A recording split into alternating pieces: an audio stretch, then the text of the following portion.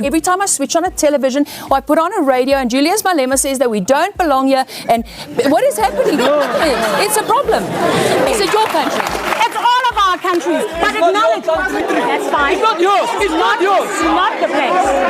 It's everyone's country. Everybody wearing this beret are saying we don't belong here. Okay. In 1992, white people had a referendum to decide whether they're going to allow the vote.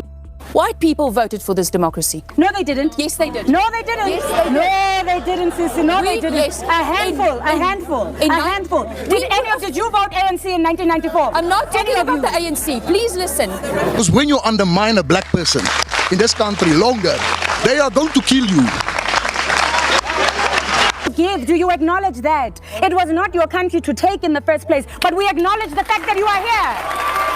We acknowledge that you are here. So for me, as an educated middle-class woman, I know that when I walk into spaces, I carry a certain currency that is not carried by my brother who can't pee in a toilet that I peed in when I went to Wits. Exactly. You know? Exactly. But at the same time, I also acknowledge that when I do walk into spaces, for example, going into very poor disenfranchised communities, I also have to acknowledge that the dysfunction that I see that exists in those communities is part of my historical baggage. I carry it within me. It's in my family, it's in my heart, it's in my choices. And what is worrisome is seeing people who own so much power in terms of land, in terms of resources, in terms of people you employ, in terms of the language that you've taken from these people and used to create a nation. You own so much power, but do you concede that? Do you acknowledge that? Do you own that? If you owned a little bit of that, it would be easy to come to the table with you. It would be easy to acknowledge death is death, pain is pain. I mean, there were 350 years of conscription in this country. It's only one generation of white men who didn't go into the military. How much pain exists in white families? I'd be willing to hear that more than I'm willing to hear that your pain is your pain only, because everybody in this room is carrying pain. But I don't believe the debate from our side. 20 years into this democracy, the debate from our side has never been to negate your pain, nor has it ever been about saying that we want back to where we came from. Is it your country? It's all of our countries, but acknowledge. It's all of ours. It's all of ours. It's all of ours. It's all of It's my country. That's fine. It's not yours. It's not yours. This is not the place. This is not the place. Sir? It's my country. Yes, sir. This is not. It's everyone's country. Everybody wearing this beret are saying we don't belong here. Okay, and I'll ask for tolerance in this room, please. Tolerance. All right, Sunet? What I'm saying is that I don't think the problem is with people on the ground, even the people sitting here. People who govern and politicians are determining the success of what is happening on the ground. We have rhetoric where people go on stages and say the colonists must go and we stole the land and we stole the mines. The Brits took the mines. Buddha never had mines. And we can't keep on having that rhetoric and move forward. Every time I switch on a television or I put on a radio and Julius Malema says that we don't belong here, and what is happening? It's a problem. You cannot preach reconciliation to one segment of the country and preach empowerment to the other segment. There's a vast difference between rhetoric that's used to manipulate the population and sway people and the truth. Ne? And I would be interested in hearing how white people process the emotional baggage of what their ancestors did.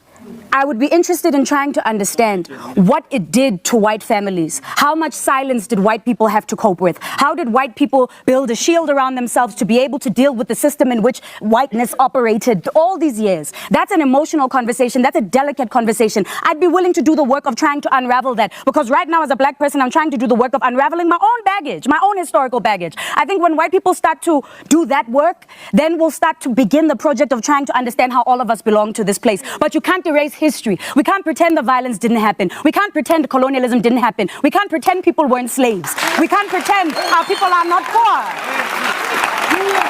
It happened. It happened. I'd be willing to hear white people say, you know what, it was Kak trying to pretend that this situation was normal. But I'm not hearing white people do that work. All right. What would that? All right. Africa is a fractured mirror.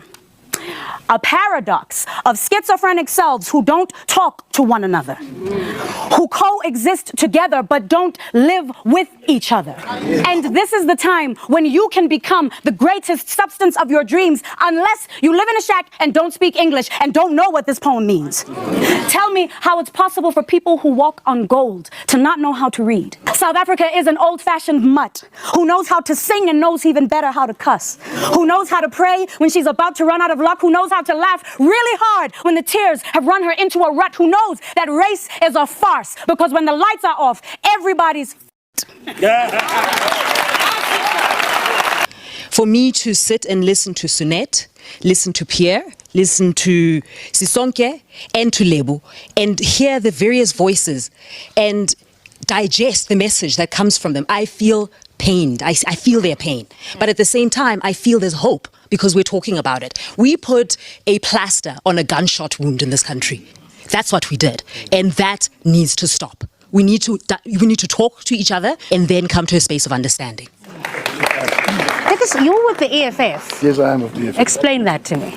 Well, I explain in a simple fashion that in this country we've got more than 70% of the nation that's living in utter poverty. And if you go into the townships and especially in the squatter camps and you see how our children are living, we're talking about kids. We're not talking about black, white, color. We're talking about kids. So when I look at economic freedom fighters, we are looking at changes this country to bring it into a social system where there will be no class, where the state can take control and we can live in a society where everybody can be brought up to the same level. The thing of the Rainbow Nation that did not work, reconciliation can only work if we both reconcile. You cannot have Nelson Mandela giving forgiveness for a racist group of people that oppressed black people in the apartheid era and say, let us forgive them. They don't come forward and say, yes, we accept your forgiveness, let's reconcile with each other. They don't do that. We still have people in the audience here. We still have people in the audience here, like a gentleman there when she was talking about the black people being more educated and can actually contest for a position. I had a comment say, yeah, let's kill them. It's those comments that makes people to be killed on farms also. Because when you undermine a black person in this country longer, they are going to kill you.